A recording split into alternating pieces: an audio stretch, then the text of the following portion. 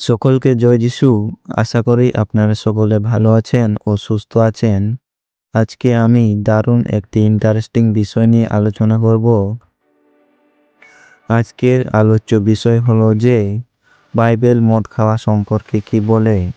Bible কি মদ খেতে অনুমতি দেয় বা বাইবেল কি মদ খেতে আমাদেরকে বারণ করে।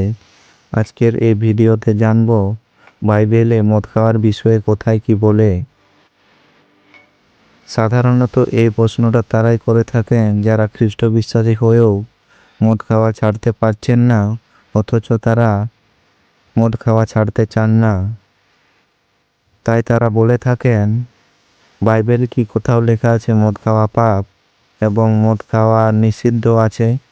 তাই আজকে ভিডিওটি শেষ পর্যন্ত দেখুন। আজকে ভিডিওটি হতে চলেছে মদ খাওয়ার বিষয়ে, যে বাইবেল মদ খাওয়াকে সমর্থন করে কি না।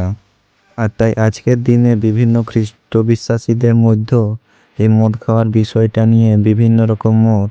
তারা মনে করে থাকেন মদ খাওয়া তো কোনো পাপ নয়। তারা মনে করেন যে প্রভু যীশু খ্রিস্টও তো কান্না গ্রামের বিয়ের ভোজে দ্রাক্ষারস তৈরি করেছিলেন, তাহলে দ্রাক্ষারস খাওয়া কোথায় ভুল। প্রথমেই আপনাদের বলি যে প্রভু যীশুর সময়ে দ্রাক্ষারস অর্থাৎ আঙ্গুর চাষ বেশি হতো। সেই সময়ে কিন্তু বিভিন্ন রকম মদের কথা বলা হয়েছে। তাই সব মদ বা দ্রাক্ষারসে যে নেশা হয় এমন কিন্তু নয়। সেখানে পচানো আঙ্গুর রস থেকে মদ তৈরি হয়। টাটকা আঙ্গুর রস, সেটাকে বলা হয়েছে দ্রাক্ষারস, যেটায় কোনো নেশা হয় না।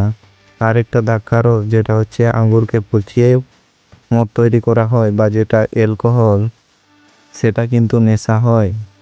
তাই প্রভু যীশু কিন্তু টাটকা আঙ্গুর রস থেকে দ্রাক্ষারস তৈরি করেছিলেন, যেটা খেয়ে কিন্তু কোনো রকম নেশা হয় না। আজকে আমি বাইবেল থেকে আরও অনেকগুলো বাইবেল পদ থেকে তুলে ধরব যে বাক্যগুলিতে আমাদেরকে শেখায় যে মদ খাওয়া নিষিদ্ধ। প্রথম যে পদটি আমরা তুলে ধরব সেটা হচ্ছে 1 করন্থীয় তার 3:17 পদ। সেখানে এরকম লেখা আছে, যদি কেহ ঈশ্বরের মন্দির নষ্ট করে তবে ঈশ্বর তাহাকে নষ্ট করিবেন, কেননা ঈশ্বরের মন্দির পবিত্র, আর সেই মন্দির তোমরাই। এই বাক্য থেকে আমরা পরিষ্কারভাবে বুঝতে পারি যে ঈশ্বরের মন্দির আসলে আমরাই। বাইবেল বলে যদি আমরা ঈশ্বরের মন্দিরকে নষ্ট করি তাহলে ঈশ্বর আমাদেরকে নষ্ট করবেন। এমনকি আমাদের এই দেহকে ঈশ্বরের মন্দির বলা হয়েছে। দ্বিতীয় যে বাক্যটি আমরা দেখব সেটা হচ্ছে 1 করন্থীয় তার 6:19 পদ। তোমরা কি জানো না যে তোমাদের দেহ পবিত্র আত্মার মন্দির, যিনি তোমাদের অন্তরে থাকেন, যাহাকে তোমরা ঈশ্বর হইতে প্রাপ্ত হইয়াছ। এই বাক্যটিতে বলতে চাইছে আমাদের দেহ ঈশ্বরের মন্দির, পবিত্র আত্মার মন্দির, যাহা আমরা ঈশ্বর হইতে প্রাপ্ত হইয়াছি। অর্থাৎ আমাদের শরীরে পবিত্র আত্মার মন্দির এবং তার থাকবার জায়গা। আর আমরা যদি মদ খাই তাহলে আমাদের সেই মন্দিরকে নষ্ট করি। এরপরে আরও কয়েকটি বাক্য আমি আপনাদের সাথে তুলে ধরতে চাই। হিতোপদেশ 20:1 পদ। সেখানে এরকম লেখা আছে, দ্রাক্ষারস নিন্দক, সুরা কলহকারিণী, যে তাহাকে ভ্রান্ত হয় সে জ্ঞানবান নয়।